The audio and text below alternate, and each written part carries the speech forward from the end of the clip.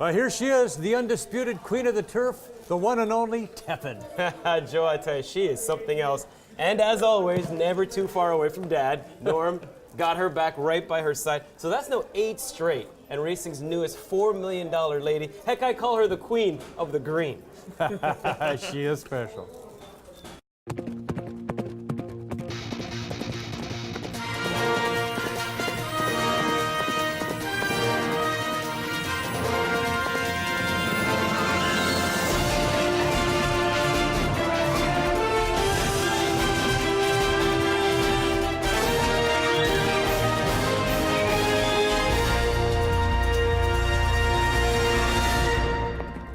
Coming up, 1 million reasons to smile as Teppan hits the E.P. Taylor turf for the Ricoh.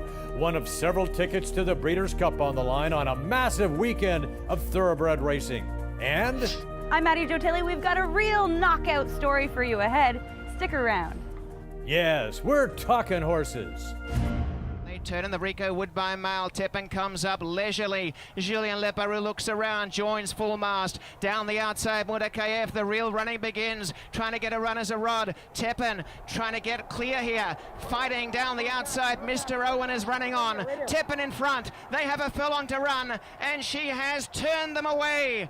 And she is going to make this her own personal playground. Teppan going on to win the Ricoh Woodbine Mile. Tower of Texas second. Mudakayev third, and fourth was full mast. Welcome to the program. Joe Tilley alongside Jason Portwando. What a race, what a day. $9.6 million to handle, a record for the Ricoh Woodbine Mile. All culminating with that huge victory by Teppan. Man, oh man, she is such a good-looking equine athlete. First time I've got that close to her. And yeah, she was full value for the win. She had to earn it. A little bit of rust because, you know, she did have some time away, but still got it done. 8 straight races. She seems to get more and more impressive each time out. Good luck for the rest of the field the rest of the way, because she'll be even better now, fitness-wise, after that effort. All right, Jason caught up with the assistant trainer, Norm Cassie. They took some shots at her. I mean, you know, obviously she is the undisputed champ, but it wasn't an easy thing. No, it wasn't, and I think a lot of credit needs to go to Julien, because I think he rode a really smart race. He knew she probably needed one. He saved just a little bit for the end, and you know, we're lucky to come out on top, but Julien deserves a lot of credit. We'll see how she looks and how she travels back to Saratoga, but what we'd like to do is run her one time at Keeneland, rather being the First Lady or the Shadwell, whichever one comes up easier. Give her an easy race. I know running a Grade 1 and saying it's an easy race is kind of funny, but give her an easy race and then point to the Breeders' Cup. Racing analyst Jen Morrison joins us to further the conversation on that 5-year-old mare by Bernstein. Wow.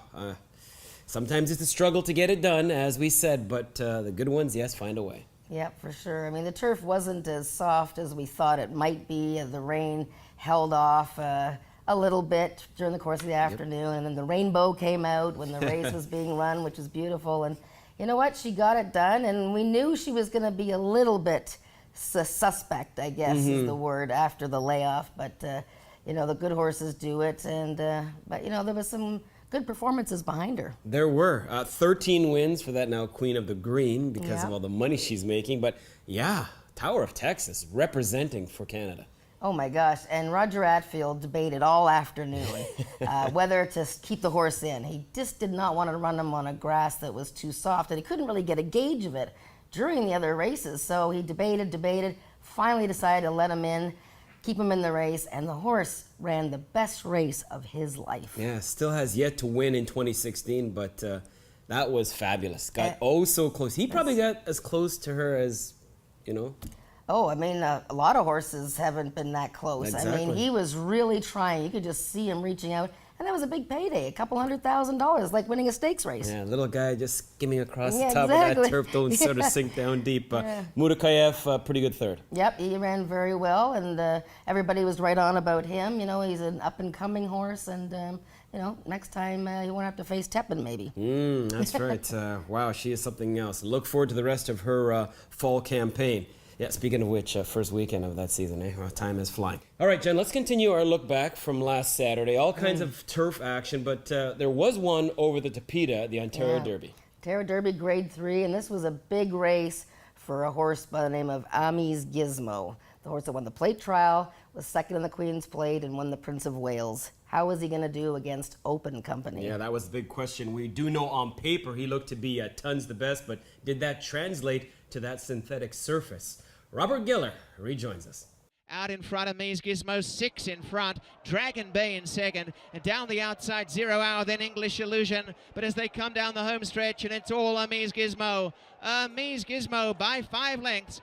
Dragon Bay chasing in vain, but what a sterling win. Turned out in front, never looked back, and is a class above them. Mies Gizmo takes the Ontario Derby by 5.5 lengths. Simply too good, Jen, as he bounces back from that debacle, we'll say, in the Breeders' Stakes. Yeah, so either didn't like the grass very much in the Breeders, but anyways, it doesn't matter. And Luis Contreras, you know, this was ingenious. It was the 4th race of the day, so it was early on, but I think he could tell that the track was, because we were getting a lot of rain at that point of the day, the Tapeta was tightened up, it was speed favoring, sent Mies Gizmo to the lead, and it was game over. Track record, too, for 1 mile and an eighth. So that's, I think that's champion 3-year-old male honors for him, I would think, at this point, unless something drastic happens. Something earth-shattering would have to occur between now and then for him not to be sophomore of the year. All right, let's talk more turf. Race number 8 from last Saturday, the Grade 2 Canadian. Fairly wide open. Decida did have headlines, though, for Chad Brown. That's right. No, this is a Grade 1 winner that came in. Chad Brown sending 2 horses in the race. 1 horse, Decida, as we said, and another one that hadn't won in a couple of years. And our hometown hero, Strut the Course, who had won this race last year. That's right. Interesting mix of ladies going postward with the stretch call. Here is Mr. G. Decida starts a run, and down the outside, good year for Roses. Raina de Battery has gone to the front, and now Decida is powering home. Is it too late? Raina de Batteria, only a length, and Decida right up the inside. Raina de Batteria, Decida the inside, Decida coming, but it's too late. Raina de Batteria from Decida. So we get the Chad Brown exactor. That's not surprising, but it's just the order they finished in as Reina de Bateria pulls off the minor upset. Yeah, you know, I was trying to figure out a way to like this horse beforehand, you know, and the fact that Julien Leparoux was riding was something that I should have recognized. You know, he gave this horse a great run, you know, stalking the pace. And he was saying afterwards that she's a horse that's still kind of quirky. She was looking all over the place, drifting here, drifting there, going off the turn, everything like that. But you know what? She got the jump on Decida and beat her. Yeah, good ride by Julien. And it's good to see him back in the saddle, you know. Hurt towards the end of the Saratoga meet, had that broken wrist, but back in fine form. One of 2 wins, obviously, on the day, or I should say the second of 2. And the Queen's Plate this year, That's too. That's right. All of a sudden, he's found himself a home away from home. That's right. One more to talk about from last Saturday. It is the Northern Dancer, 1 complete lap of this showpiece of racing, the E.P. Taylor Turf Course at 1.5 miles. A lot of money on the line in terms of this event, and very good finish. Oh boy, I mean, we had an interesting collection of horses here, locals and shippers. I found it a difficult race to handicap because we knew that there wasn't going to be a lot of speed in the race early on. They were just dawdling up front. It seemed like nobody wanted to take home the biggest portion of that $300,000 purse. Once again, here is Robert. And world approval in front. The Pizza Man within earshot. On the outside, Danish Dynaformer. Here's Wake Forest. Wake Forest exploding. And down the outside, Majid. World approval in front. World approval, the Pizza Man. Wake Forest, Majid and Danish Dynaformer. Wake Forest is coming with the Pizza Man at world approval. The Pizza Man. Wake Forest and world approval. The Pizza Man. The Pizza Man has won the Northern Dancer. Well, Jen, just like every good pizza man gets there just on time. You know what? And, you know, this is an old-timer who's been around for a while. He won the Arlington Million last year, but this is his 17th career win. I mean, he's got a really big fan following there in Chicago, where he's from. He was bred. He's owned by the Midwest Thoroughbreds, leading owners in North America. And he's just a tremendous horse, and nice to see him come to life, because he's been on a little bit of a slump. That was his first time hitting the ticket in 2016. Great ride by Flamand Prat, because he realized, you know, the course had some give to it. You can't be too far out of it. And I guess a 3rd time here at Woodbine was the charm. That's right. He hadn't done very well here in his previous outings. Now we get to see him again in the Canadian International. Pizza, pizza. Hey, that sounds pretty good on a Saturday morning. Okay, time for break number 1 right here on Talkin' Horses. When we get back, We'll take a look at some more Breeders' Cup Win and You're In competitions, this time focusing in on the first-year students. This week's feature packs a punch, literally, and it's round 2 of Ask the Agent. As we head to the pause, here's a check on the jockey standings.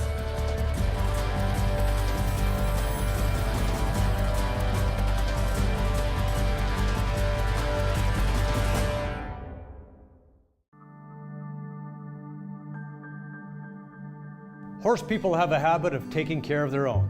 It's always been that way.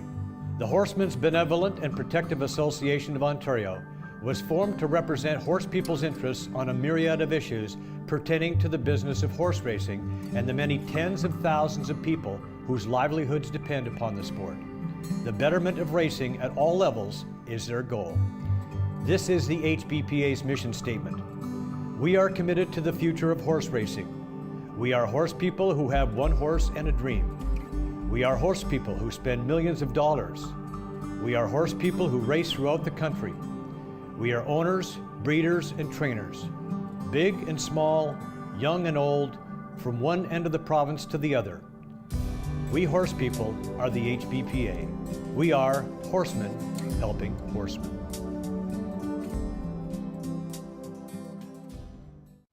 Hey everyone, I'm Jess from The Social. You're watching Talking Horses on CTV. Back on Talkin' Horses, Jason Portwando, Jen Morrison rejoining you on this Saturday. Go back to last Sunday at Woodbine, a couple of Win and You Are In events for the Breeders' Cup. First up for the 2-year-old boys, a smaller field of 7, but 4 of the 7 coming in undefeated. Yeah, no, it was a really interesting race. And this is, the time of year where you're going to watch horses in these events, Breeders' Cup Win and You're In, see how they do, and follow them to the Breeders' Cup in the first weekend of November. All right, as the gate was about to fly, Conquest Fahrenheit went in as the definitive choice, but was it the right choice by the public? Robert Geller gives us that answer. Good Samaritan right down the outside, gobbling them up. And Good Samaritan has gone on by very easily. Good Samaritan charging clear. Conquest Fahrenheit in second. Slightly checked was just a slam. But from the back, and Joel Rosario sending Good Samaritan to the Breeders' Cup. What a nice win. Good Samaritan scores by about 2 lengths. He's talented. He's, the 2 races that he ran the first time he ran, and he, going long, and he won, and he win this today. So, he showed like he's very nice horse. Do we go to the Breeders' Cup from here? You definitely have to think about it. Obviously, we'll monitor how he comes out of the race, but winning a race like this, it probably puts him in the upper echelon for that division, so we'd love to think about it. Well, Jen, a big win for Team Mott. Riley obviously happy with this horse's performance, and why not? Perfect 2 for 2. Yep, this horse came in off a very impressive win at Saratoga. If you had a chance to watch the replay of that race, you would have seen he rallied wide. Conquest Fahrenheit was a big favorite in here, and he moved to lead like a winner. He was pretty confident, looked like, the horse and the rider, but Good Samaritan had a really fast kick there, and it's a horse to definitely peg for the Breeders' Cup. Yeah, nice ride by Joel Rosario. So that is the Grade 2 summer wrap. What about the Grade 1 Natalma, which happened a couple of races later for the ladies? And of course, this is the exact same race that Catch a Glimpse used to springboard to her now elite status. That's right, and Mark Cassey had several horses in this race. This was a really big field and a tremendous betting race. Nobody really knew who to bet on, who to make the favorite, and it was just a lot of horses to choose from and a lot of horses coming down to the wire. Yes, but only one would be there at the end, pretty much by herself. Here is once again Robert Geller with the stretch call. And right down the outside, Victory to Victory, and here comes on the extreme outside, Stormy Perfection. Stormy Perfection is really coming home strongly. Victory to Victory, and Stormy Perfection on the outside. They will settle down to fight this out. Victory to Victory, stubborn as they come, coming away from them, and is going to get the victory. In the Natalma, Victory to Victory by 2.5. Stormy Perfection had a shot, ran second, beat the benchmark third. I was sitting very in good position early on. From that post outside, I was laying 5th, very comfortable without taking any bump, and I didn't burn too much gas, to take my position, which was a good sign. But moving forward, this is always a very important race, a big stepping stone going into the Breeders' Cup. That's why it's a Grade 1. And you win this race, you can go on and do really big things. I would think we'll back off of her and we'll point her to the Breeders' Cup. There's probably no reason to run her in between. She's ready to go, and we'll move forward from here. Well, there you have it. Norm says next stop, Santa Anita. And I know it's a little early, but baby Tepin? Oh, no, okay, maybe gosh, not just yet. That's getting. But it was a nice win. Yeah, it was a nice win. Yeah, Yeah. I mean, she's a young up-and-comer. Yes. Blinkers on. When you look for 2-year-old races and stakes races, look for equipment changes because sometimes these little adjustments help these young horses focus. There was a lot of horses in there that didn't have very good trips, to tell you the truth. I mean, Beat the Benchmark, the 8 horse, was making a great move, but decided to go in between horses, ran out of room there. But you know what? This is a new combination now to watch out for. Live Oak Plantation, Charlotte Weber with trainer Mark Cassey. This is a filly, Mark Cassey going to the Breeders' Cup. Juvenile fillies, turf again. All right, not baby Tepin just yet, but No. she may have a good piece of future ahead of her. Yes. We shall find out. Okay, so that's enough of looking back. Let's look forward. Coming up later on today, a couple of stakes events at Woodbine. We have the Durham Cup and the Ontario Colleen. 2 graded events. One of them, the Durham Cup, is on the Tapeta for older horses. And we were thinking that Breaking Lucky might be running in there after his great run in the Whitney behind Shaman Ghost, but he might not go in there. So we might see the Durham Cup being a rematch between Mel Mitch and some of the other older horses. I think we'll see Up With the Birds in there too, the Horse of the Year from a couple of years ago. All right, and the action continues on Sunday, the Classy and Smart, and as well the Kingarvey. Yeah, and the Classy and Smart is for older mares on Tapeta. And Hot Kiss is probably going to be one of the big contenders in there, coming off a terrible trip in her last start. All right, looking forward to that. Plus, of course, the juvenile is always a lot of fun in the Kingarvey. Time now for our news of the week, brought to you by Woodbine's HPI Bet. Ivan Dallas was honored at the annual Thoroughbred Owners and Breeders Dinner in Kentucky last week. Dallas has been involved in the game for over 40 years. His breeding operation is outstanding. His winners include Amise Gizmo, Amise Flatter, and Gamble's Ghost. There's another great racing story brewing down under. Winx is Australia's latest sensation. The 5-year-old daughter of Street Cry, trained by Chris Waller, recently won her 11th straight race, including a number of graded stakes victories, boosting her lifetime bankroll past the $7 million mark. Winx is slated to run in 2 more stakes events in October. Fresh off that impressive victory where he crushed a terrific field in the TVG Pacific Classic at Del Mar, California Chrome has moved back to the top of the Longines World Rankings for 2016. The 2014 Horse of the Year has won all 5 of his starts this year. The California-bred son of Lucky Pulpit edged out Arrogate and Shin Hikari. Arrogate made a big leap with that dominating win at the Travers. When we come back, scrapping his way to a good riding career, our weekly handicapping segment, and round 2 of the Agent Agenda. But first, a look at the trainer stands.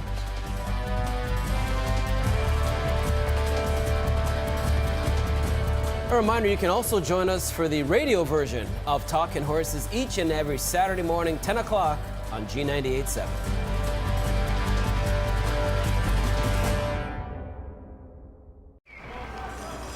They're off! Catch the thrill and bet anywhere, anytime with HPI Bet. Use HPIBet.com on your phone, tablet, or PC to bet when you just can't be there. Join HPI Bet for free today. Stream live racing from over 150 tracks around the world. Bet with ease, anywhere, anytime. It's safe and secure. Plus, receive personalized alerts, rewards, and more. Become a member, join for free today, and get up to $250 plus. Your first bet is on us. Simply go to HPIBet.com and sign up now.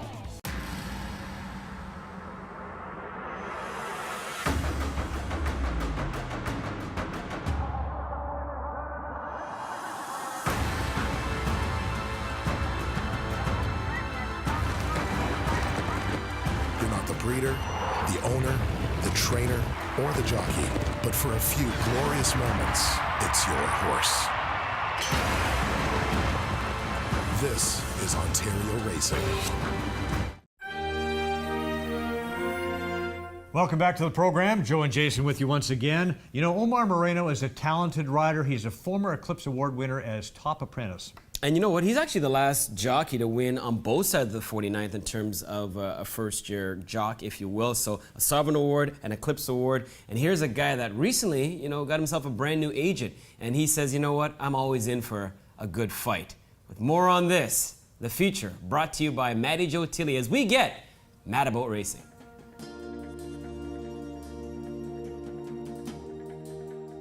Many of you know Omar Moreno as a jockey here at Woodbine, but he's even more athletic than you think.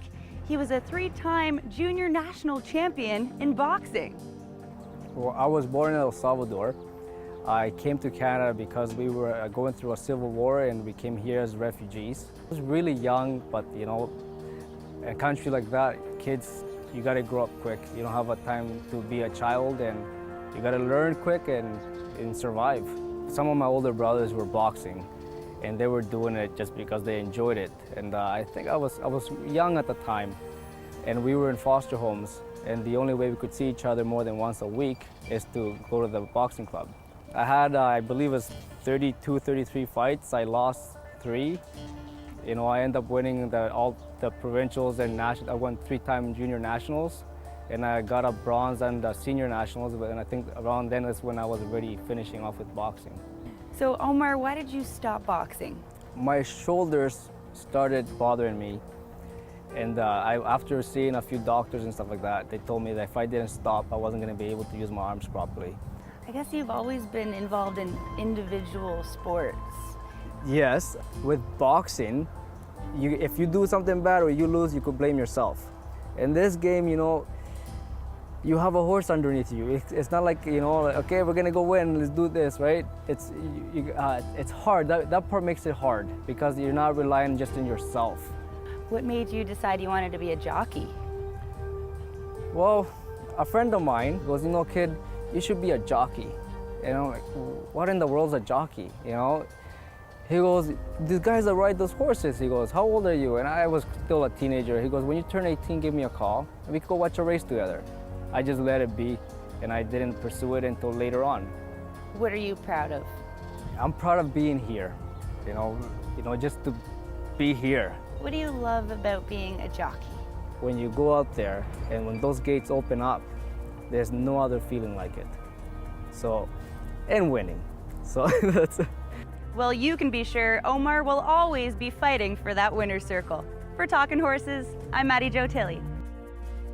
By the way, Jason, did you know that Omar Moreno trained at the Cougar Boxing Club at Edmonton? That's the same boxing club I trained at just a few years ago. Wow, that's kind of cool. Yeah. Kind of cool. I'm going to throw that in there. Now it's time for Jen's Gems, our Talkin' Horses picks of the week.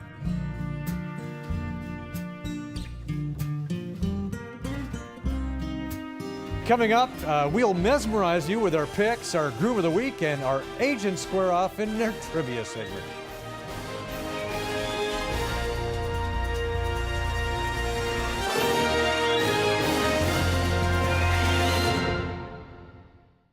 The Canadian Thoroughbred Horse Society Ontario Division serves as the voice of thoroughbred breeders, supporting the well-being of the thoroughbred industry, educating, advocating, building for the future, with awards, recognition, and rewarding incentives, ensuring it pays to buy, breed, and race in Ontario.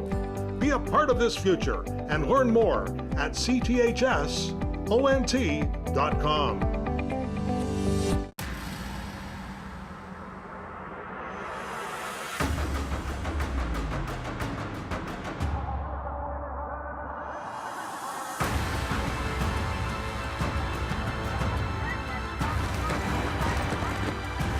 breeder, the owner, the trainer, or the jockey.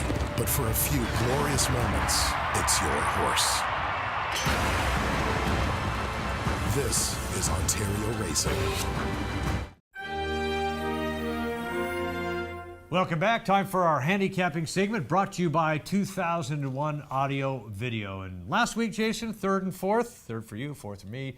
Hit the ticket for the Superfecta. That's all that matters, as long as we continue to be, in the mix and helping people perhaps make some money. All right, let's see what happens this week. The third race, an allowance optional claimer at 6.5 furlongs, and I'm going to go with a horse I've gone with before. I'm going to let it ride, baby. Colleen Sailor, the one horse who won last time out for us. Yeah, what's that saying about ride the horse that got you here, right? So, you know what? I can see why you go in that one's direction, looking for a 4th straight win. I'm going to go a couple stalls down. This week, I'm going to focus in on class. And sometimes just getting a little bit of relief can be exactly what an equine athlete needs to get back inside victory lane. So Rexton for me at 4-1. That's a good price. That's a good starting point. But, you know, look at the last start. That was the Kenora Stakes, part of Canadian Millions Stakes night. Prime time, under the lights, and was a decent 3rd. The start before that, which goes back to last year, he was actually, you know, an okay 6th in a tough spot. The Grade 2 Kennedy Road. Before that, a tough allowance race. Looks like a prep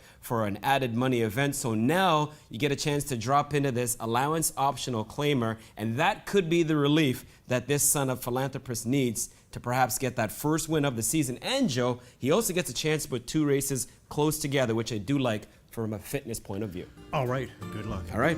And now it's time for our Groom of the Week. Jason, who are you looking at? Well, Joe, the original game plan was to come outside here in the paddock and wait for the horses that were playing in the summer stakes. But in between, I said, let me just take a look at some of these guys. And wow, up pops Tilley Akadi's son named Akadi Sone. I was amazed by the way Elvis Thompson had this horse prepared. And you know what? It wasn't just about the physical appearance. It was almost like he had the mental attitude, realizing that today could be his day. He was pumped up, had that quiet confidence. And I said, you know what? I know I'm waiting for these ladies, but this guy is going to have me make a different decision. And I have. Congratulations to groom Elvis Thompson for the way he had Tilley Akadi's son, Akadi Sone, looking in today's race. And all the names for our Groom of the Week winners will get thrown into a hat at the end of the season, and we'll make a draw for a dinner for 4 at Wendell Clark's Classic Grill and Bar. And congratulations to last week's Groom of the Week winner, a 16-1 shot on the track. Amanda Irwin, yeah, she deserved the honor. And then you know what? That's the beauty of this game. Sometimes you can pick a winner just by looking with your eyes. All right.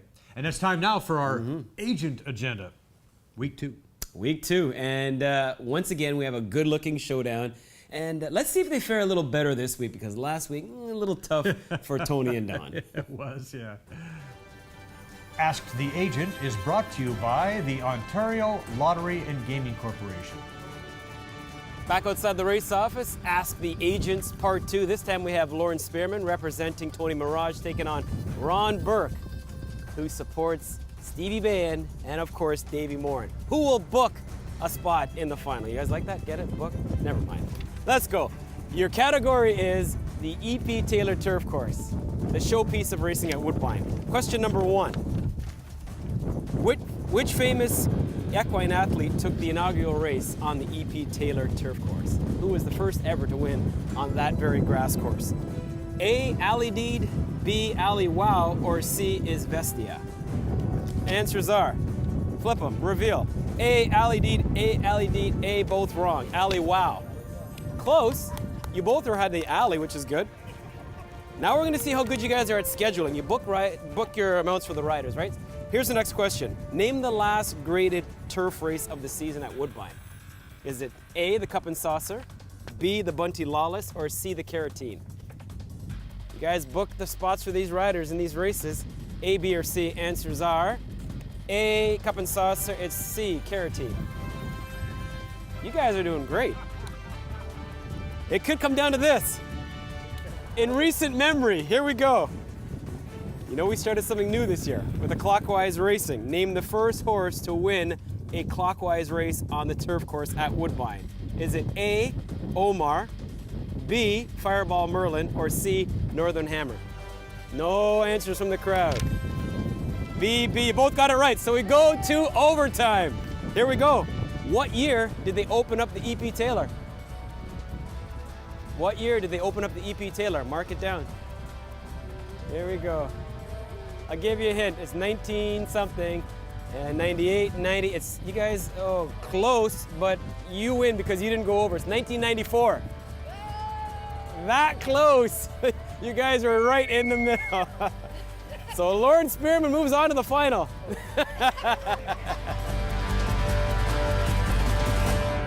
I love Asian trivia. We should have more of these. Perhaps we should have started this earlier in the season. It was a good catch for sure. Anyway, that does it for this week's show. For Jason and all of us here at Talkin' Horses, I'm Joe Tilley. We'll see you at the track.